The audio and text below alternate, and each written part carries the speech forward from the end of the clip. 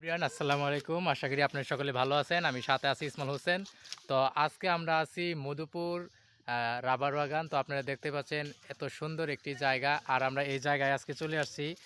মধুপুর আসলে যারা চিনেন বা যারা আসছেন তারা অবশ্যই কিন্তু আমাদের এই মধুপুরে যারা চিনেন তারা কিন্তু অবশ্যই কমেন্ট করবেন যারা এখানে আসছেন।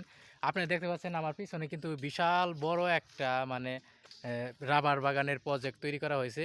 তো এইখানে আসলে নিরিবিলি অনেক সুন্দর একটি জায়গা। যারা আসলে একটু ঘোরার জন্য পাহাড়ি অঞ্চল যারা পছন্দ করেন, প্রকৃতি প্রেমী যারা আছেন, যারা প্রকৃতি পছন্দ করেন তারা কিন্তু অবশ্যই এই মধুপুর রাবার বাগান আদিবাসী এলাকায় আপনারা কিন্তু চাইলে আসতে পারবেন।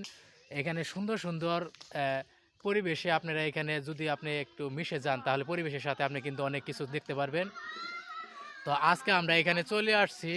আর এখানে আসার পরে আমাদের জায়গাটি অনেক ভালো লাগছে। এটা আসলে কিন্তু আমাদের মধুপুরে একটা গর্ব। মধুপুরে এমন কিছু আছে যে আমরা মধুপুরের সব কিছু আপনাদেরকে তুলে ধরার চেষ্টা করব। আসলে মধুপুরে দেখার মতো অনেক কিছু আছে। তো ধন্যবাদ সবাইকে, ভালো থাকবেন, সুস্থ থাকবেন।